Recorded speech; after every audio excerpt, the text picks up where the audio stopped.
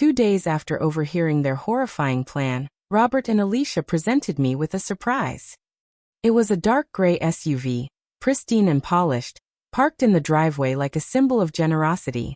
Robert handed me the keys with a smug little nod. "It's yours, Mom. We even added you to the insurance," he said, voice calm and practiced. I blinked. Just a week ago, Alicia had been mocking me for being too old to drive safely, and now this? The SUV smelled new, leather polish, something untouched. Yet underneath that sheen, I felt the same chill creeping up my spine. This vehicle was not a gift. It was part of a carefully choreographed story meant to end with my death. My heart pounded, but I kept my face composed. I nodded, accepted the keys, and thanked them as though I believed in their sudden kindness. Over the next few days, they staged more acts of concern. Robert drove me to my doctor appointments. Alicia returned from the pharmacy with unfamiliar pills, claiming they would help me sleep. They asked me to go on walks, packed snacks for me, even fussed over the way I buckled my seat belt in the SUV. Every action was rehearsed, designed to lull me into trust, to make me appear fragile, dependent, and unaware. But I had already seen through their performance. My mind was racing, cataloging each anomaly. The sudden generosity, the strange pharmacy, the way they seemed to observe my every move. It was a trap, perfectly constructed. I could almost see the day they had envisioned. The ignition timer activating as I drove across the bridge, the SUV erupting in flames, leaving no witnesses and no questions. They had counted on my compliance, my quiet, my fading presence.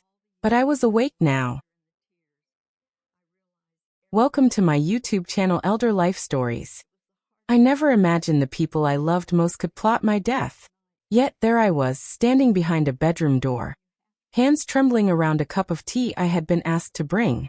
The words I overheard sliced through me sharper than any blade, leaving me frozen in disbelief. They thought I would simply vanish quietly, leaving my life, my memories, my home, behind, as if I were a piece of furniture to be discarded.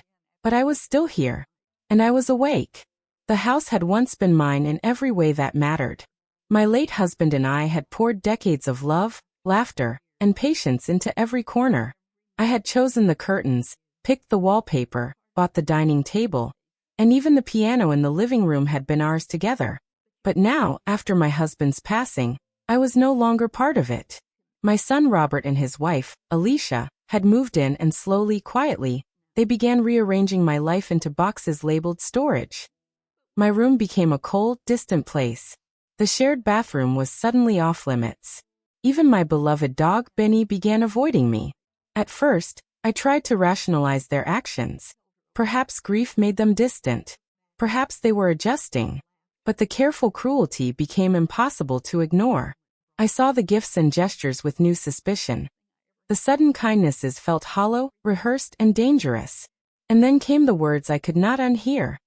Plans to end my life for money. A $5 million life insurance policy had been taken out in my name. The details were precise.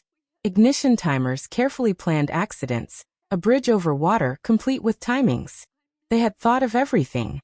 That Sunday morning, when they left for the farmer's market, I had my first real moment of freedom. 45 minutes of quiet, without their eyes following my every step. I moved cautiously through the house, methodical and silent, until I reached Alicia's vanity.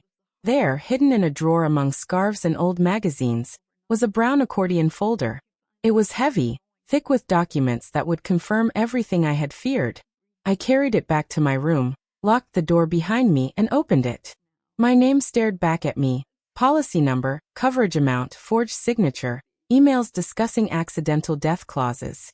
The documents were detailed, deliberate, and damning.